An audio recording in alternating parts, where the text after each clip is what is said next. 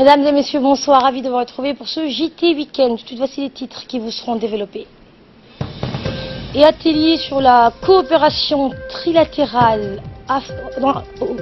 S'agissant donc de la Chine et des États-Unis, s'est tenu ce matin au Sheraton Hotel. Eh bien, rencontre des présidents turcs et américains sont sortis de crise. Nous allons en parler dans un instant lors de l'actualité internationale. Mais avant de développer ces nouvelles, ce communiqué qui nous est parvenu, communiqué du gouvernement djiboutien qui ne reconnaît pas la sentence rendue par la Cour internationale d'arbitrage de Londres. Eh bien, le 22 février dernier, l'État djiboutien a mis fin de manière anticipée à la concession du terminal à conteneurs de Doralé attribué en 2006 à la société Doralé Conteneur Terminal, entreprise donc contrôlée de facto par l'actionnaire minoritaire DP World. L'exécution de ce contrat de concession s'était révélée contraire aux intérêts fondamentaux de la République de Djibouti. La poursuite de ce contrat portait un préjudice grave aux impératifs de développement du pays et au contrôle de son infrastructure la plus stratégique. Plusieurs tentatives de renégociation de la concession avec DP World initiées par le gouvernement n'ont pas abouti, donc en raison de refus répétés de DP World d'entendre les demandes légitimes de l'État djiboutien. Cette résiliation rendue dehors nécessaire et inévitable est conforme au droit international. Celui-ci reconnaît la capacité d'un État souverain à résilier unilatéralement un contrat pour motif d'intérêt général, à charge pour ce dernier de verser à son co-contractant une juste indemnisation. Cette résiliation s'inscrit également dans le cadre d'une procédure transparente. Elle trouve sa base légale dans une loi visant à protéger les intérêts fondamentaux de la nation, votée par le Parlement djiboutien le 8 novembre 2017 et complétée par un décret daté du 22 février 2018. DCT, sur demande de DP World, a pourtant décidé de tenter de s'y opposer et a initié unilatéralement une procédure d'arbitrage auprès de la London Court of International. Et bien dans le but, annoncé publiquement par DP World, de reprendre dès que possible ses droits sur la concession et ainsi sur l'exploitation du terminal à conteneurs de Doralé. En toute logique, la République de Djibouti n'a pas participé à cette procédure, considérant que la LCIA ne jugerait ce contentieux que sur la base des stipulations d'un contrat dont l'exécution porte atteinte aux intérêts fondamentaux de Djibouti. L'arbitre unique désigné sous l'égide de la LCIA a rendu le 31 juillet dernier une sentence partielle dont le gouvernement djiboutien a pris connaissance. L'arbitre unique a conclu que le contrat de concession ne pouvait pas être résilié par le gouvernement djiboutien en application de la loi du 8 novembre 2017 et on a déduit que celui-ci est toujours en vigueur. La République de Djibouti ainsi n'accepte pas cette sentence qui consiste à qualifier d'illégale la loi d'un État souverain. De ce fait, la sentence semble considérer que les stipulations du contrat de concession conclu entre le port de Djibouti et DCT sont au-dessus de la loi djiboutienne. Elle ne fait en aucun cas de la souveraineté nationale et ne tient pas plus compte des règles du droit international. Eh bien, à suivre, la sentence arbitraire en comprend aussi qu'un État souverain n'aurait pas le droit de résilier un contrat dont il estime l'exécution contraire à ses intérêts fondamentaux, mais autoriserait en revanche son co-contractant DP World à résilier le dit contrat pour protéger ses intérêts commerciaux. En d'autres termes, un contrat aurait une valeur supérieure à une loi adoptée au nom d'un peuple souverain. En tout état de cause, l'approche de DP World qui consiste à tenter de s'opposer à la volonté d'un État souverain est irréaliste et cette démarche est vouée à l'échec. Le contrat de concession a été donc résilié, le personnel et les actifs de la concession ont été transférés à une entreprise publique spécifiquement créée à cet effet et qui gère désormais cette infrastructure. Et c'est la raison pour laquelle, dans cette affaire, seule une issue indemnitaire, équitable, conforme au principe du droit international, est envisageable. Fin de citation. Voilà donc pour ce communiqué. Un forum, je vous disais en titre, sur la coopération trilatérale entre la Chine, les États-Unis et l'Afrique s'est ouvert hier au Sheraton Hotel. Ce forum a regroupé une pléiade d'experts américains et chinois sur les questions liées aux relations internationales, la géopolitique, l'économique et le développement. Ce forum qui va durer donc 2 jours a été organisé par le Centre Carter, une collaboration avec l'Institut chinois des relations internationales contemporaine et la fondation One Earth Future. Objectif: ouvrir les discussions sur les moyens de renforcer la collaboration entre l'Afrique et les États-Unis et la Chine dans le développement du continent. Rappelons que ce forum témoigne du rôle stabilisateur de Djibouti, terre d'échange et de rencontres dans cette partie du monde embourbée par des conflits interminables. Ce forum conjoint de l'Institut chinois des relations internationales contemporaines et la Carter Center se concentre sur la communication et la coopération entre la Chine et les États-Unis d'Amérique et l'Afrique dans l'économie, la sécurité, la gouvernance, le développement et l'avenir du pays.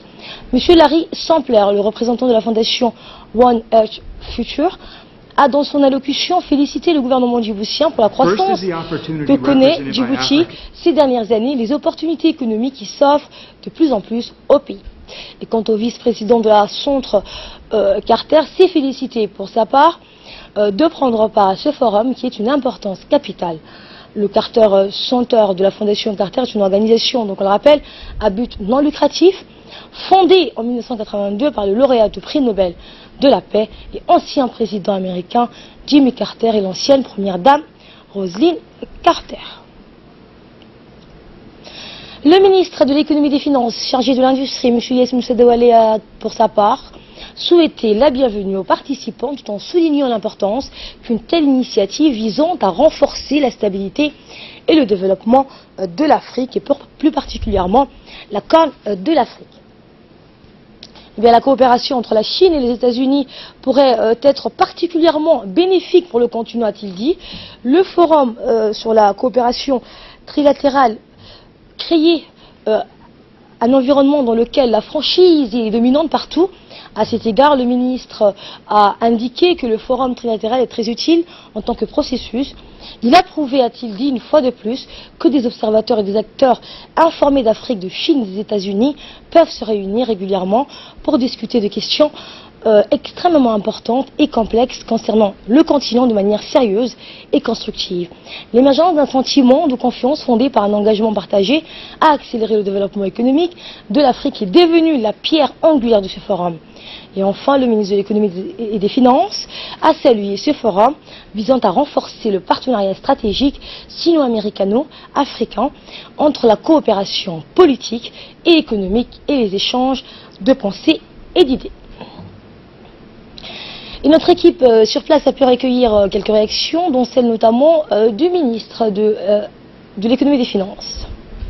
C'est une initiative extrêmement importante pour la République de Djibouti qui a été choisie comme premier centre de dialogue entre les États-Unis et la Chine dans leur coopération avec l'Afrique. Et Djibouti cité comme exemple de lieu où les deux superpuissances sont disponibles pour discuter. Et pour nous, pour la République de Djibouti, pour le président, c'est une reconnaissance du rôle de Djibouti dans l'ordre mondial qui est en train de se réorganiser, de se renouveler. Nous sommes d'autant plus heureux aujourd'hui que ce sont des grands centres,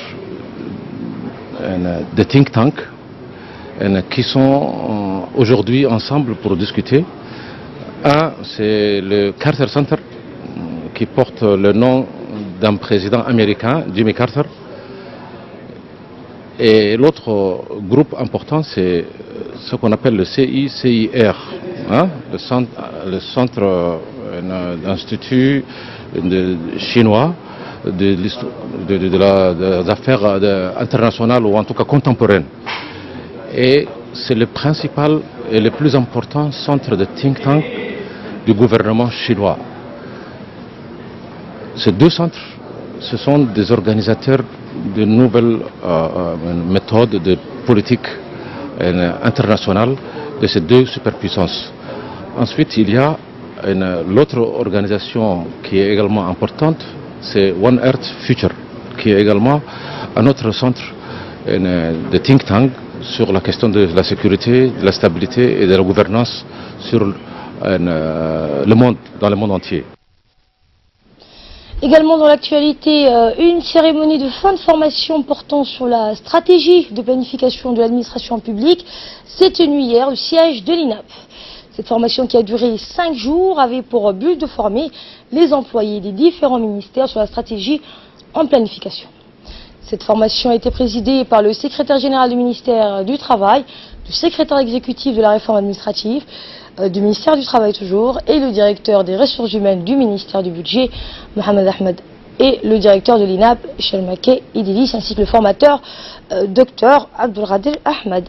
Les participants, donc issus des différents départements ministériels, ont en fin de cérémonie reçu donc, les certificats de fin de stage par les hauts responsables présents à cette cérémonie.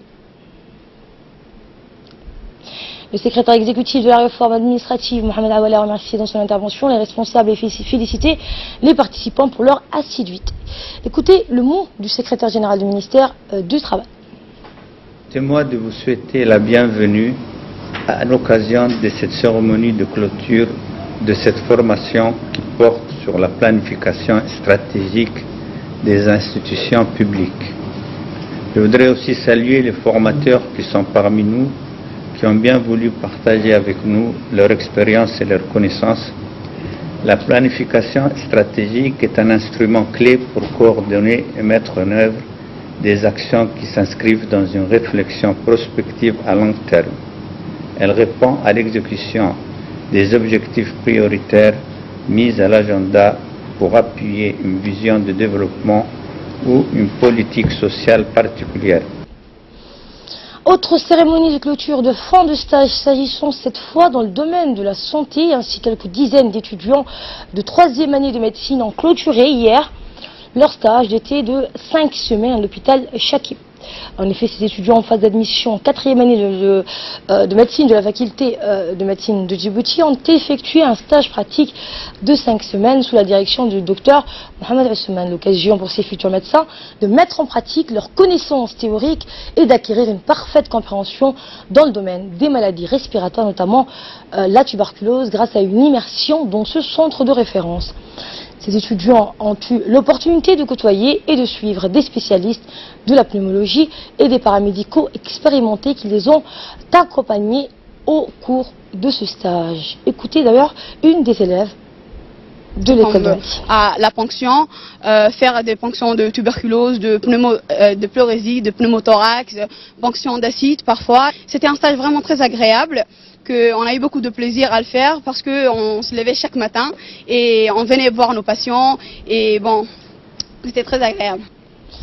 Et je vous amène à Tadjoura pour clore l'actualité nationale. Les autorités préfectorales et régionales de la Ville Blanche ont procédé hier dans la matinée à l'inauguration donc d'une fabrique de glace. Cette machine à glace est acquise par le programme PRAREV, qui est sous tutelle de la direction de la pêche, afin d'améliorer les conditions de conservation des poissons après capture et aussi renforcer les capacités de la coopérative.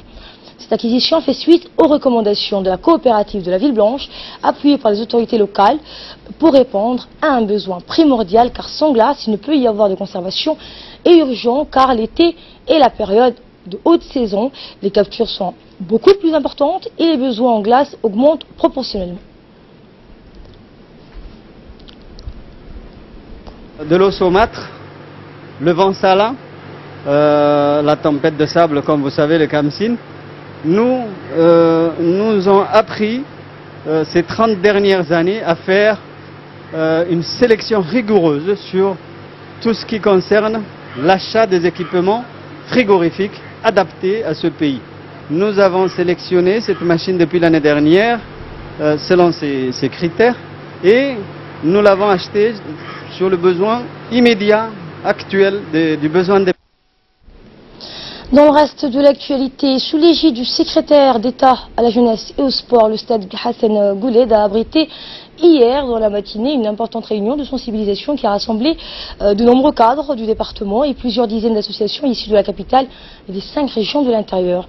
Ces associations qualifiées comme organisations actives et opérant en étroite collaboration avec le secrétariat d'État à la jeunesse et au sport à travers le pays auprès des communautés nationales sont recensées par les responsables des centres de développement communautaire sous la supervision de la directrice des CDC, Louria Hassan Cher.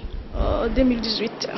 Donc je remercie la direction des CDC, l'ensemble des directeurs des CDC et tous ceux qui ont donc participé à la réalisation et à l'organisation de cette journée. Et de la même façon, à ce qui domine l'actualité hors de nos frontières avec Hussein Aouled. Bonsoir Hussein. Bonsoir Asma. Eh bien, on va commencer par cette information en République démocratique du Congo où les autorités refusent le retour de l'opposant Moïse Katumbi. Effectivement, donc Asma, en République démocratique du Congo, les autorités donc ont refusé le retour de l'opposant politique en exil Moïse Katumbi. Ces derniers donc avait annoncé son intention de revenir aujourd'hui dans son ex-fief pour déposer sa candidature à la présidentielle. Les autorités donc congolaises ont fait savoir donc hier aux partisans de l'opposant en exil Moïse Katumbi qu'ils avaient donc refusé le retour donc de ces derniers dans le pays. Donc ils prévoient de s'y rendre afin de déposer sa candidature à la présidentielle en République démocratique du Congo avant donc la date butoir du 8 août. Avant donc une lettre officielle, Moïse Katumbi avait répété donc à l'AFP son intention de prendre donc l'avion ce matin, donc quitte à se replier sur la Zambie, c'est s'il ne pouvait pas atterrir. Et l'actualité dans le continent toujours Hussein, 5 ans après l'intervention contre les djihadistes au Mali, un second tour au goût de revanche. Oui, effectivement, donc le président malien donc Ibrahim Boubacar donc Keïta est arrivé largement en tête au premier tour de la présidentielle qui situe donc malgré les violences djihadistes et communautaires, mais retrouvera au second tour son principal opposant Soumaïla Cissé comme en 2013. Malgré donc cet accord, les violences djihadistes ont non seulement persisté, mais se sont propagées du nord vers le centre et le sud du Mali, puis au Burkina Faso et au Niger voisin, se mêlant souvent à des conflits intercommunautaires. L'homme d'affaires donc Aliou Diallo donc arrive en 3e position avec donc 7,95% du suffrage et l'ancien donc chef du gouvernement des transitions Cheikh Modibo Diarra donc complète l'Équateur de tête avec 7,46%, loin devant les 20 autres candidats. Et enfin, vous allez nous faire le point sur ces rencontres entre les ministres turcs et américains et sans sortie de crise. Oui, donc, effectivement, donc pas de sortie de crise entre les États-Unis et la Turquie. Donc le chef de la diplomatie américaine, donc Mike Pompeo, a rencontré donc aujourd'hui son homologue turc pour réaffirmer sa détermination à obtenir la libération d'un pasteur américain. Mais Ankara continue de rejeter les menaces de Washington. Ils se sont donc entretenus à l'abri de caméras en marge d'un forum de pays d'Asie du Sud-Est et à Singapour, alors que les relations déjà très tendues se sont encore envenimées autour du sort du pasteur en résidence et donc surveillé en Turquie où il est jugé donc pour espionnage et terrorisme. L'administration Trump donc a en effet annoncé cette semaine des sanctions contre le ministre turc de la Justice et celui de l'Intérieur pour leur rôle donc dans cette affaire. Les coups de froid donc entre les deux pays pourtant alliés au sein de l'OTAN, c'est alors donc mis en ligne de plus grave crise américano-turque depuis donc des décennies. À Singapour, donc, les deux délégations ont salué une conversation constructive, mais les temps donc restent à la fermeté de chaque côté. Merci Hussein Aouled pour ces précisions sur ce qui domine l'actualité hors de nos frontières. Voilà, c'est la fin de ce JT Week-end. Excellent week-end à vous tous.